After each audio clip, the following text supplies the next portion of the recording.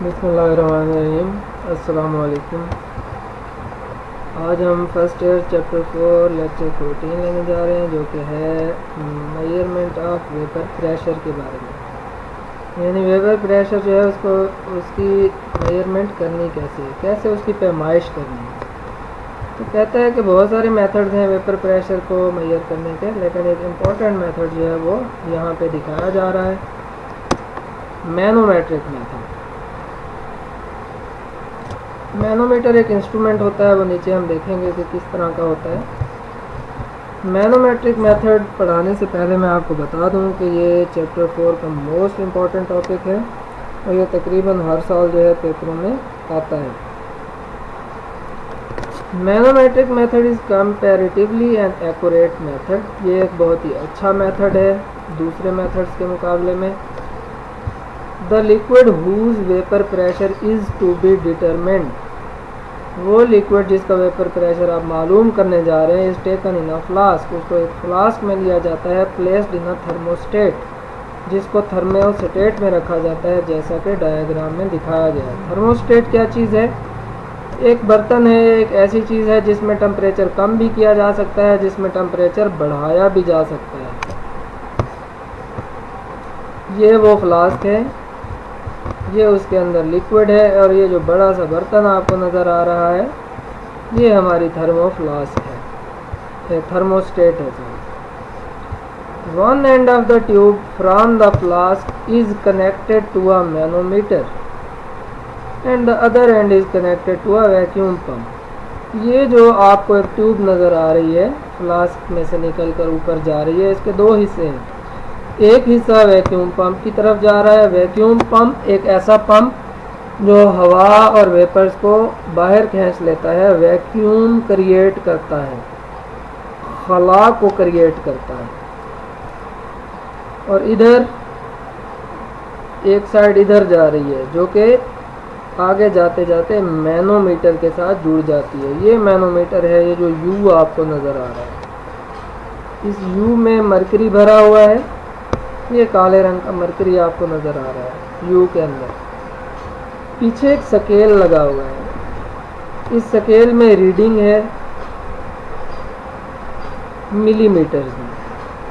तो मरकरी जो हरकत करेगा उसको हम मिलीमीटर में रीड करेंगे, मिलीमीटर में रिकॉर्ड करेंगे उसको। बाहर जो है ये वाली साइड ओपन होती है, इसलिए यहाँ एटमॉस्फेरिक प्रेशर लिखा हुआ है। ये क्या चीज़ें हैं ये जो नज़र आ रही हैं? ये जो है किसी साइड को क्लोज करने के लिए और ओपन करने के लिए टैप्स लगी हुई हैं। इस साइड को हम बंद भी कर सकते हैं, ओपन भी कर सकते हैं। तो वो कहते हैं the liquid is frozen with the help of freezing mixture and the space above the liquid is evacuated. हम क्या करेंगे, सबसे पहले जो लिक्विड है उसको इस थर्मोस्टेट की मदद से ठंडा करेंगे, ये लिक्विड फ्रीज हो जाएगा।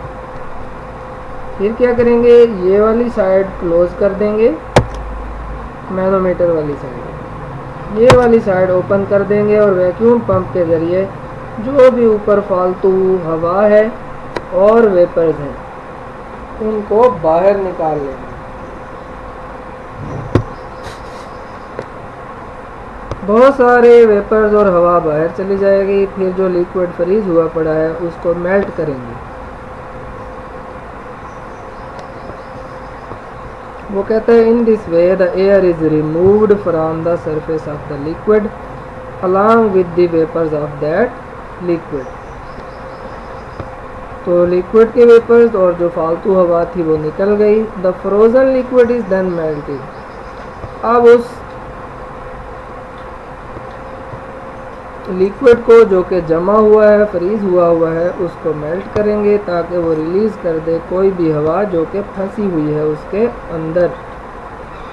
जैसे 9% स्पेस होता है ना बर्फ़ के अंदर, तो उस स्पेस के अंदर गैसें जो हैं वो भर जाती हैं, वहाँ पर वो उसके अंदर एंट्रैप हो सकती हैं। तो लिक्विड इज़ अगेन फ्रोज़न। फिर उसको फ्रीज़ करेंगे, फिर रिलीज़ करेंगे एयर को और एवाकुएट करेंगे। मतलब बात कहने का ये है कि ये प्रोसेस आपने जारी रखना है। उसे फ्रीज़ करना है, हवा निकालनी है, फिर मेल्ट करना है, हवा निकालनी है, फिर फ्रीज़ करना है, so on. This process is repeated many times till almost all the air is removed, हत्ता कि सारी हवा बाहर निकल जाए। जब आपको यकीन हो जाए, यकीन कैसे होगा? जब आप वैक्यूम पंप से खींचेंगे तो ना तो हवा बाहर आएगी, ना ही कोई वेपर्स बाहर आएंगे, तो समझ लें कि अब हमारा ये सिस्टम तैयार हो चुका है। अब हम इस साइड को क्लोज़ कर देंगे। यहाँ एक थर्मामीटर हमने लगाया हुआ है टेम्परेचर को नोट करने के लिए, टेम्परेचर की रीडिंग चेक करने के लिए।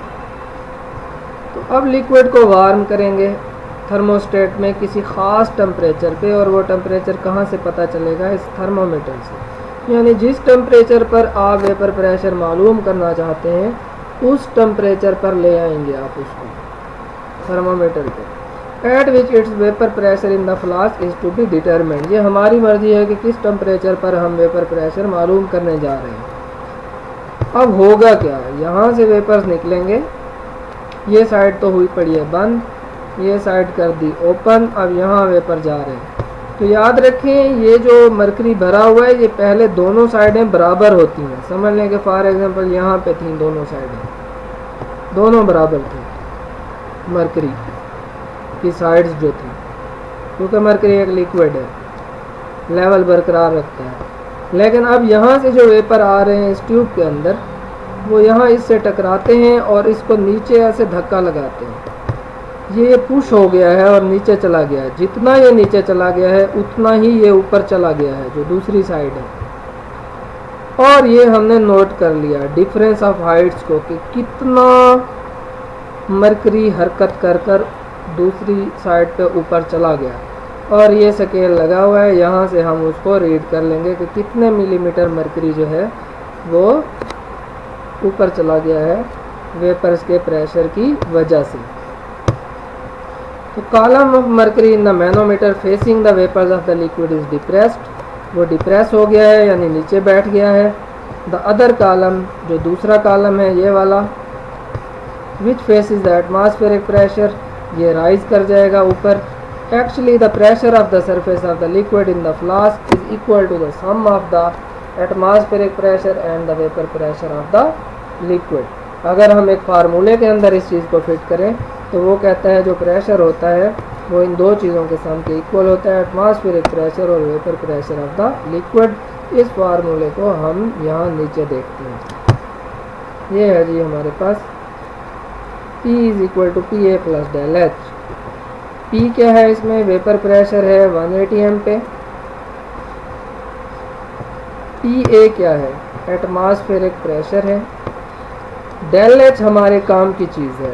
इसका मतलब है अगर डेल एच हम फाइंड आउट करना चाहते हैं फार्मूले की मदद से तो इसको यहाँ रखेंगे, इसको दूसरी तरफ ले जाएंगे तो क्या बन जाएगा? Del H is equal to P minus P A, difference in the heights of the mercury levels in the two limbs of the manometer giving us the vapour pressure of the liquid. यही चीज़ हमें चाहिए थी, vapour pressure of the liquid हमें चाहिए था और वो इस डेल एच से मालूम हो जाएगा।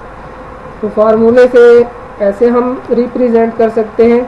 बाकी डायरेक्टली जो है एक्सपेरिमेंट से हमने देख लिया, जस्ट हम यहाँ से इसको रीड कर लेते हैं कि कितने मिलीमीटर है और वही होता है हमारा वेपर प्रेशर। यहाँ मैं आपको बताता चलूँ कि मिलीमीटर ऑफ मरकरी जो है ये भी एक यूनिट है प्रेशर का, और वो कैसे बना है वो आपको समझ आ गया होगा कि मिलीमीटर्स में मरकरी ऊपर हरकत करता है, इसलिए हम उसको मिलीमीटर ऑफ मरकरी पढ़ते हैं। ये टार के इक्वल होता है। 1 millimetre of mercury is equal to 1 torr. Torr भी प्रेशर का यूनिट है। तो ये था जी हमारा लॉन्ग क्वेश्चन। उम्मीद है टॉपिक बहुत सिंपल सा है, आपको समझ में आ गया होगा। नेक्स्ट हम देखते हैं शॉर्ट क्वेश्चन जो वेपर प्रेशर वाले टॉपिक से रिलेटेड थे। तो डायनामिक इक्विलिब्रियम आ जाती है एवापोरेशन ऑफ लिक्विड के दौरान बर्तन के अंदर कैसे। अभी हमने डिटेल से पढ़ा था टॉपिक को पिछले लेक्चर में कि क्लोज सिस्टम में मॉलिक्यूल एवापोरेट होते हैं लिक्विड के और गैदरिंग अबव द सरफेस और ऊपर जमा होना शुरू हो जाते हैं। देयर आर चांसेस, फिर वहाँ पे कुछ